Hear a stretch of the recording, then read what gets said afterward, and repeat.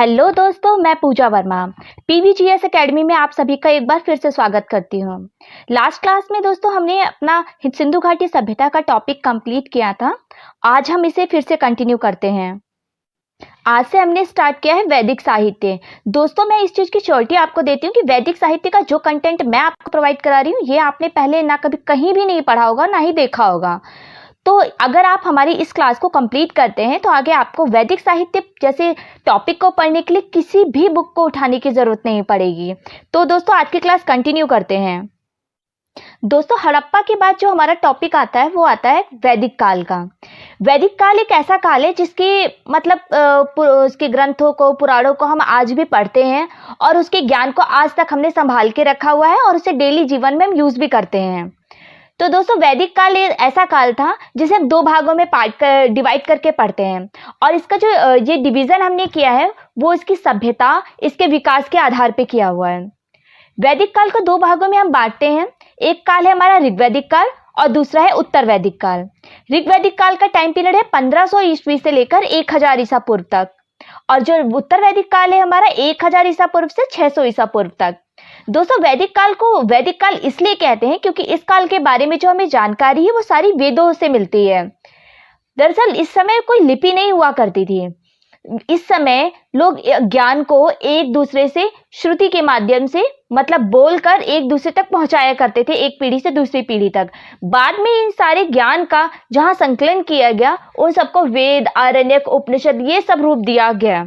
तो इनके इस काल के बारे में वेदों से जानकारी मिलती है, इसलिए इस काल का नाम ही हमने वैदिक काल रख दिया। तो हम सबसे पहले आज जो स्टार्ट करेंगे वो ऋग्वैदिक काल से शुरू करेंगे।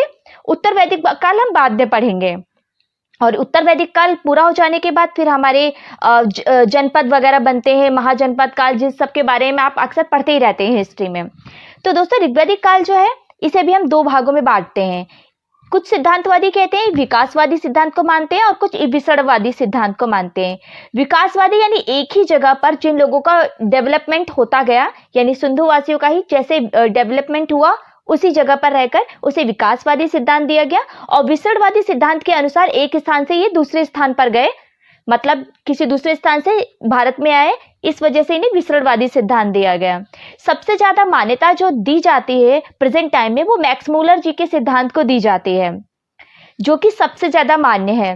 मैक्स मूलर जी के सिद्धांत के अनुसार जो वैदिक लोग थे ये मध्य एशिया से भारत में आए थे।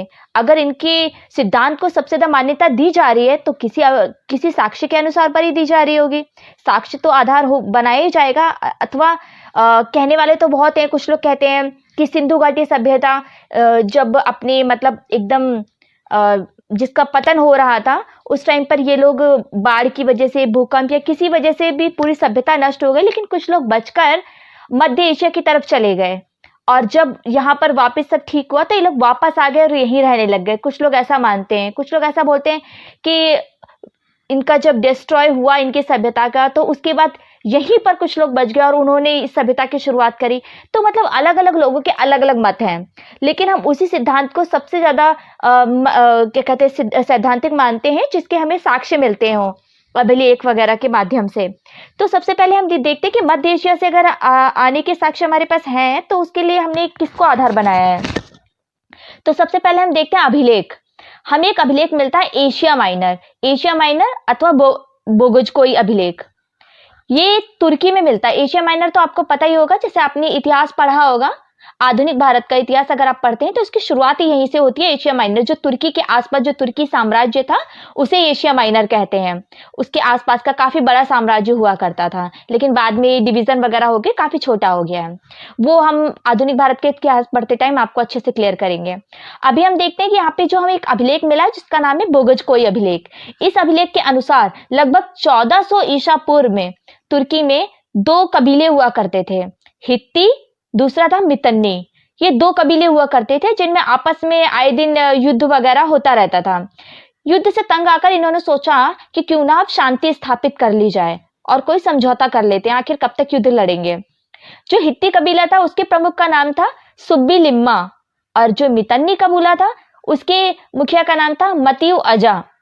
इन दोनों ने क्या किया, आपस में समझौता किया कि अब से हम युद्ध नहीं करेंगे, आपस में शांति स्थापित करेंगे। और समझौता करते टाइम इन्होंने दोनों ने 4 देवताओं इंद्र, वरुण, मित्र और नासत्य, नासत्य अर्थात औषधियों के देवता, इनकी कसम खाई और वादा किया कि अब से ये लोग झगड़ा नहीं करेंगे, आप भारत की तरफ चले जाओ और एक कबीला वहीं पर रह जाएगा। इन चारों देवताओं का उल्लेख वैदिक काल में भी मिलता है, जो कि हमारे हिंदू धर्म और भारतीयों के इतिहास के हिसाब से वैलिड है। तो वैदिक काल में भी मिलता है इन चारों देवता का उल्लेख। इससे भी ये स्पष्ट होता है कि आर्य जो थे ये मध्य एशियाई क्षेत्र के मूल निवासी थे, अथवा कम से कम भारतीय मूल के तो बिल्कुल भी नहीं थे। ठीक है, माना जाता है कि इन्हीं कबीलों के कुछ लोग कालांतर में भारत आए होंगे तथा वैदिक सभ्यता के रूप में एक नवीन भारतीय संस्कृति का विकास किया होगा, जिसे वैदिक सभ्यता के रूप में ही जाना जाता है। दोस्तों, दूसरा अभिलेख ईरान का कस्सी अभिलेख, जो कि लगभग 1600 ईसा पूर्व पुराना है। इस अभिलेख से के अनुसार ईरान से कुछ आर्य भारत की ओर आए।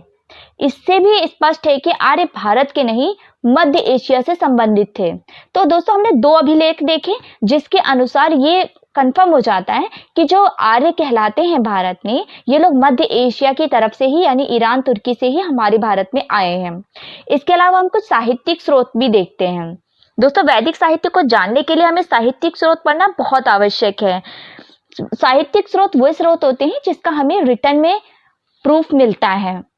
अब साहित्यिक स्रोत के लिए हम लोग 4 चीजों को पढ़ते हैं, जिसमें आता है सबसे पहले वेद, ब्राह्मण, आरण्यक और फिर होता है उपनिषद। साहित्यिक स्रोत जो हैं ये लिखे नहीं गए हैं, जैसे कि मैंने आपको स्टार्टिंग में भी बताया। साहित्यिक स्रोत वो स्रोत हैं, दरअसल वैदिक काल में कोई लिपि नहीं थी, मैंने आपको बताया। इसे श्रुति साहित्य भी कहते हैं, क्योंकि ये जो साहित्य एक दूसरे से सुनकर एक पीढ़ी से दूसरी पीढ़ी पे पहुंचाए गए हैं। उसके बाद में महर्षि वेदव्यास जी ने इन सबका संकलन करके इनको वेदों का रूप दिया था। इसलिए इनको अपौरुषेय भी कहते हैं, क्योंकि वेदों की रचना माना जाता है ईश्वर ने की है, ईश्वर द्वारा रचित है। इसलिए वेदों का अपौरुषेय भी कहा जाता है, क्योंकि किसी पुरुष ने नहीं, देवताओं ने इसकी रचना की है। बाद में संकलन पुरुष ने किया है, जिनका नाम था वेदव्यास, जिसे आप लगभग सभी लोग जानते ही होंगे। दोस्तों, इसी आधार पर इसका जो टाइम पीरियड है 1500 से 600 ईसा पूर्व माना जाता है, और इसलिए ही इस काल को आद्य ऐतिहासिक काल की श्रेणी में रखा जाता है, जिसमें हम सिंधु घाटी सभ्यता को रखते हैं। अब मैं आपको एक चीज और बताना चाहूंगी दोस्तों, ये बहुत ही खास चीज है। दरअसल आप सबको लगभग, तो हर किसी को, हिंदू धर्म में तो लगभग हर किसी को पता होता है कि जो महर्षि वेदव्यास जी नाम था, जिन्होंने वेदों की रचना की। हम ये पढ़ते हैं रचना की, लेकिन रचना नहीं, इन्होंने संकलन किया था। वेदों की रचना तो ईश्वर द्वारा की गई है। दूसरी बात, महर्षि वेदव्यास का नाम वेदों का संकलन करने की वजह से रखा गया। वेद व्यास, व्यास का अर्थ है, जैसे कि आप मैथमेटिक्स पढ़ते हैं तो आपको पता होगा, व्यास का मतलब होता है एक से दूसरे को जोड़ना। मतलब व्यास तो आपको पता ही है, मैथ अगर आपने पढ़ी है तो। स्रोत के आधार पर हम 4 चीजों को लेते हैं, वेद, ब्राह्मण, आरण्यक और उपनिषद।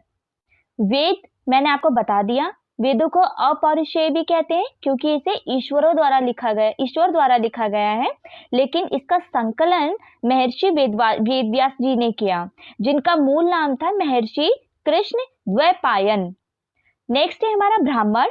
वेदों की भाषाओं को सरल भाषा में अनुवाद करके, ताकि आम जनजीवन के समझ के लिए आसानी हो, इसलिए ब्राह्मण की रचना की गई। थर्ड आता है हमारा आरण्यक। आरण्यक का मतलब ही होता है जंगल। वन में गुरु और शिष्य, जो शिष्य ने गुरु से ज्ञान अर्जित किया, उसे आरण्यक कहा गया। नेक्स्ट आता है हमारा उपनिषद।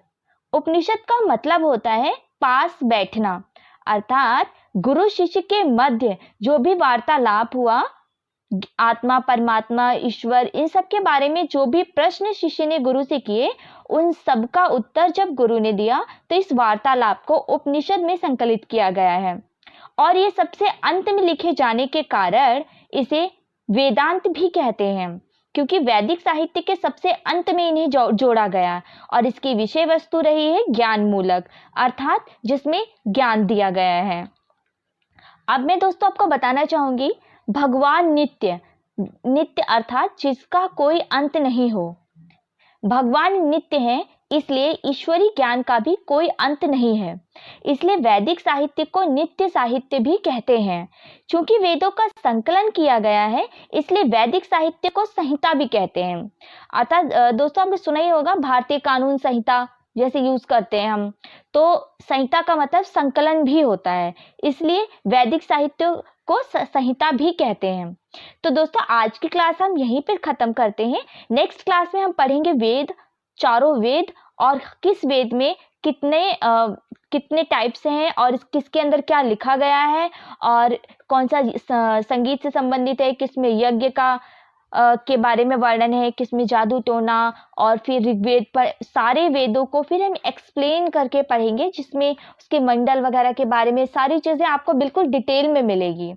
तो दोस्तों अगर आपको ये क्लास मेरी अच्छी लगी हो, यूनिक लगी हो, और ऐसा लगता हो कि वाकई में इस क्लास से को पढ़ने से किसी स्टूडेंट का भला हो सकता है, तो प्लीज आप इस वीडियो को अपने दोस्तों में ज्यादा से ज्यादा शेयर करें और इस वीडियो को लाइक करें। वीडियो के नीचे बेल आइकन पे जाकर उसे क्लिक करें ताकि ऐसे वीडियो आपको मिलते रहें। और थैंक यू सो मच।